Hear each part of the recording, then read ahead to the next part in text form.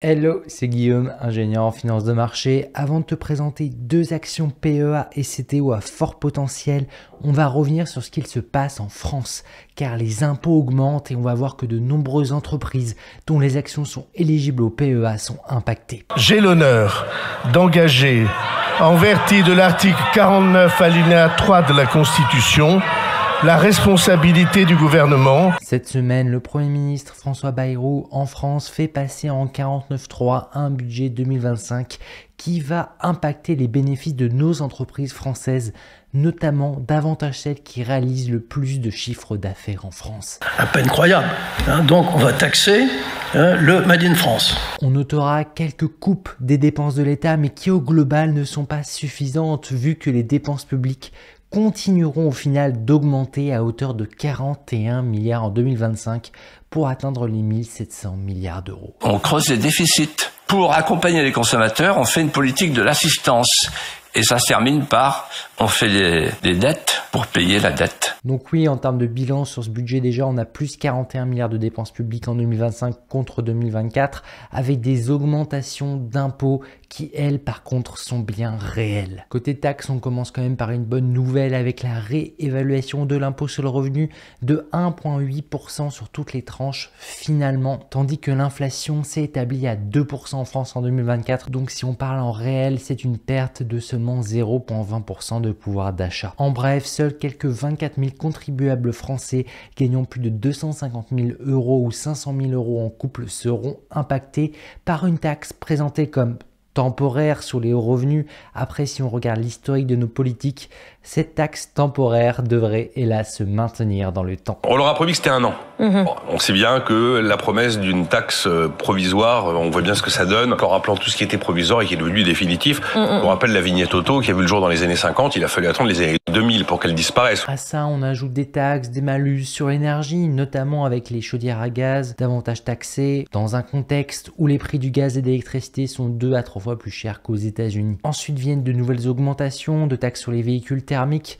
ce qui ne va pas aider des entreprises comme Stellantis à sortir la tête de l'eau. Aussi, on comptera une nouvelle hausse de 0,4% de la taxe sur les transactions financières. Donc pour les investisseurs qui souhaitent acheter des actions Total Energy ou Air Liquide, il faudra payer encore plus cher. Donc ici, une mesure qui ne va pas inciter du tout, mais alors pas du tout les particuliers à aller davantage investir sur des actions hors France, au hasard, aux Pays-Bas, en Allemagne ou encore aux États-Unis d'Amérique, car on aime vraiment payer plus d'impôts, bien sûr. À ça, on ajoute 500 à 1000 euros de taxes supplémentaires sur les frais de notaire pour ceux qui achètent des biens immobiliers, avec en bonus une imposition sur le LMNP, les loueurs meublés non professionnels, sur les plus-values immobilières au moment de la vente. Donc voilà, encore une mesure adéquate dans la crise que traverse l'immobilier. Et enfin, la mesure clé qui va impacter la plupart des plans épargne-action sur les entreprises françaises, c'est la taxe de contribution exceptionnelle sur nos fleurons français. Donc,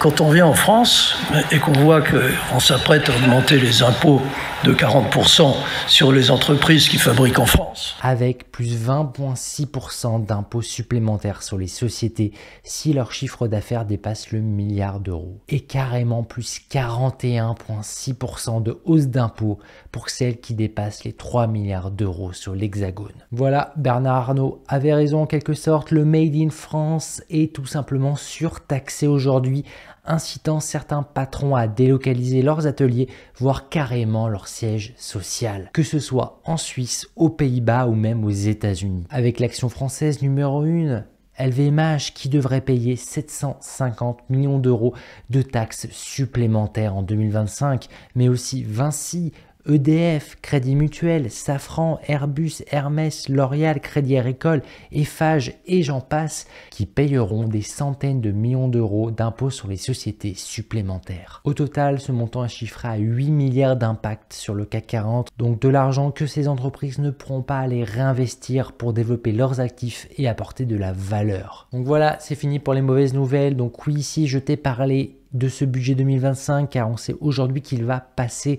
suite au 49.3 dans un contexte où ni le PS ni le RN ne voteront de motion de censure en amont de la validation du texte à l'Assemblée. Nous voici à l'heure de vérité. Aucun pays ne peut vivre sans budget. Et la France moins que tout autre. C'est pourquoi, Madame la Présidente, Mesdames et Messieurs les députés, j'ai l'honneur d'engager, en vertu de l'article 49 alinéa 3 de la Constitution, la responsabilité du gouvernement. Maintenant, passons à l'analyse d'action, car sur cette chaîne, ce qu'on veut, c'est faire croître notre patrimoine avec pragmatisme, car oui, il ne faut pas se laisser piéger par ces mauvaises nouvelles. Il y a plein de bonnes opportunités sur les marchés en ce moment, que ce soit sur action PEA ou CTO. Allez, c'est parti, on commence avec l'action PEA Ferrari. Une action qui délivre plus 27% de performance à ses actionnaires sur les 12 derniers mois. Une belle tendance qu'elle conserve depuis longtemps avec, depuis 10 ans, plus 927% de performance pour ses investisseurs long terme, soit un facteur multiplicatif de rendement de x10. Une action qui s'échange actuellement légèrement sous sa tendance long terme si on regarde à l'aide de la droite de régression linéaire sur 10 ans ici. Ferrari a publié ses résultats financiers hier et ils sont bons avec plus 11,8% sur son chiffre d'affaires à 6,7 milliards d'euros, alimenté par une augmentation des livraisons sur l'année 2024. Avec plusieurs augmentations côté États-Unis, Europe et Moyen-Orient, mais c'est côté Chine et Hong Kong qu'on observe des baisses sur les commandes de Ferrari en 2024. Au global, les carrés de commandes vont jusqu'à couvrir l'année entière de 2026, donc encore une fois, Ferrari montre ici que ses clients sont prêts à commander longtemps à l'avance leur modèle chez Ferrari, qui garde sa place de numéro 1 dans la division voitures de luxe et supercars. Suite à ces bonnes nouvelles, le marché accueille ses résultats à coût d'achat sur son titre avec plus 8% carrément sur la journée. Pour 2025, on peut s'attendre à une nouvelle croissance des revenus de Ferrari, une hypothèse assez simple à déduire au vu de ces carrés de commandes qui sont pleins. Après, certes, il y a tout de même l'effet de change qui pourra jouer, mais Ferrari reste ici une machine à délivrer des cash flows et qui permet une grande résilience à ses investisseurs, même en période de crise sur le marché de l'automobile. Car on l'a vu en 2024, Ferrari reste au-dessus de la mêlée et elle ne connaît pas la crise de l'auto. Et cette résilience aux crises se paye cher avec un PE ratio qui affiche x48 de facteurs de bénéfice. Donc oui, aujourd'hui, fondamentalement, Ferrari est cher. Après, historiquement, l'action s'échange entre x38 et x58 de PE ratio. Donc disons ici qu'aujourd'hui, Ferrari est estimé dans la médiane de son historique récent. C'est tout de même un des rares constructeurs automobiles disposant d'une marge brute de 50% et d'une marge nette de 22%. Le tout avec une rentabilité sur ses capitaux propres de 44,8%. Sans surprise ici, mon avis reste positif sur Ferrari qui a dépassé le prix cible que j'avais partagé.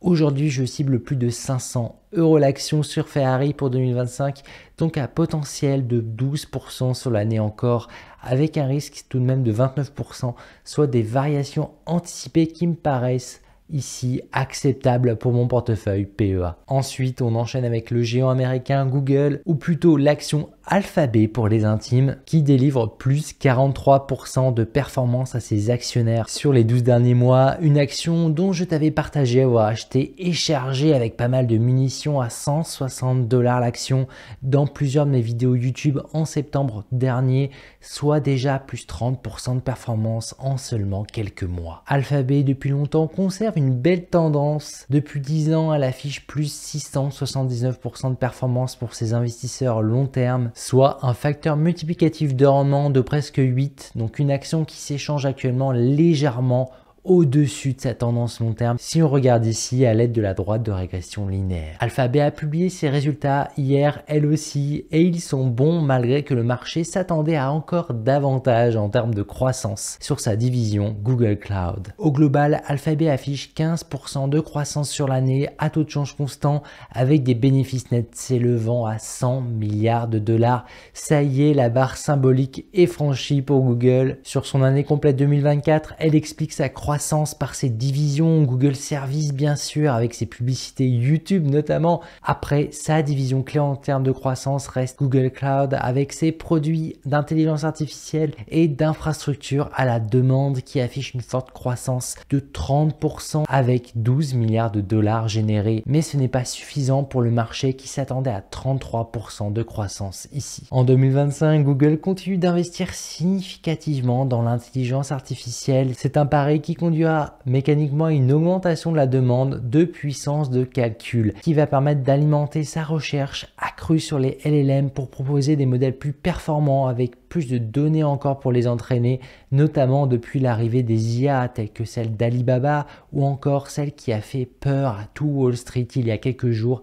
l'IA chinoise DeepSeek. Aujourd'hui, Alphabet est la valeur qui est selon moi la plus attractive en termes de valorisation sur le top 10 américain. Fondamentalement, avec un PE ratio anticipé de x23 en 2025, Google reste une bonne affaire ici pour s'exposer aux États-Unis sans aller payer des multiples délirants. Sachant que Google demeure un business model très rentable avec 58% de marge brute et presque 28% de marge nette. Avec des perspectives qui sont très bonnes pour les années qui viennent, pour 2025, on aurait potentiellement 108 milliards de dollars de bénéfices et peut-être même bien plus de 120 milliards de dollars de bénéfices horizon 2026. Dans ces conditions, je relève mon prix cible sur Alphabet à 235 $ sur 2025, soit encore un potentiel de 14% de croissance pour l'action. Avec un risque de 34% tout de même, donc des variations anticipées qui sont amortissables ici en 3 années de détention pour Alphabet. Maintenant, j'aimerais te partager une petite annonce spéciale ici. Si tu souhaites apprendre à investir avec pragmatisme pour faire croître significativement ton patrimoine